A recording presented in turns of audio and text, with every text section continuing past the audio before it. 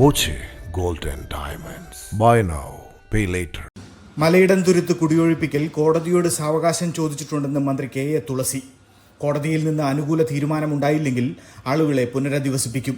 10 വർഷം അധികാരത്തിലിരുന്നിട്ട് ഒന്നും ചെയ്യാത്ത ഇടതുപക്ഷം തെറ്റിദ്ധാരണ പരത്തുകയാണെന്നും പാലക്കാട് നൽകിയ സ്വീകരണത്തിന് ശേഷം മന്ത്രി പറഞ്ഞു.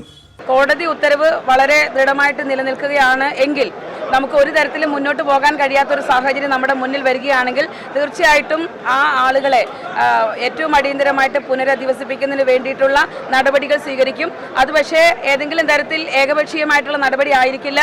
കുടിയൊഴിപ്പിക്കൽ പുതിയ സർക്കാരിന്റെ നടപടിയാണ് എന്ന് ആളുകളെ തെറ്റിദ്ധരിപ്പിക്കുന്നത് ഇടതുപക്ഷമാണ്. പുനരധിവാസമാണ് UDF നയം. ഇത് ജനങ്ങൾ വിലയിരുത്തും. പാലക്കാട് മെഡിക്കൽ കോളേജിനെ പ്രവർത്തന സജ്ജമാക്കും. മെഡിക്കൽ കോളേജിൽ നടന്ന നിയമനങ്ങളിൽ ക്രമക്കേട് നടന്നിട്ടുണ്ടെങ്കിൽ നടപടി സ്വീകരിക്കുമെന്നും മന്ത്രി പറഞ്ഞു. പാലക്കാട് മെഡിക്കൽ കോളേജ് പൂർണ്ണ സജ്ജമായി അത്യാധുനിക സംവിധാനങ്ങളോടുകൂടി പാലക്കാട്ടെ എല്ലാ വിഭാഗം ജനങ്ങൾക്കും വേണ്ടി തുറന്നു കൊടുക്കുക എന്നുള്ളത് വലിയ ഉത്തരവാദിത്തമാണ്. അതിനു വേണ്ടിയിട്ടുള്ള നടപടികൾ അടിയന്തരമായിട്ട് സ്വീകരിക്കും. ജനങ്ങളുടെ മുന്നിൽ വളരെ സുതാര്യമായ രീതിയിൽ ചെയ്യുക. അങ്ങനെ അല്ലാതെ ആരെങ്കിലും ചെയ്തിട്ടുണ്ടെങ്കിൽ തീർച്ചയായിട്ടും അത് പരിശോധിക്കും.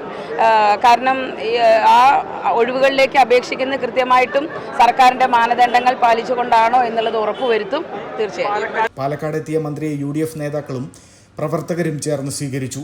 DCC president Thankappan, UDF convener Marakkar Marayamangalam, UDF chairman P Balagopal, PV Rajesh എന്നിവരുടെ നേതൃത്വത്തിലായിരുന്നു സ്വീകരണം.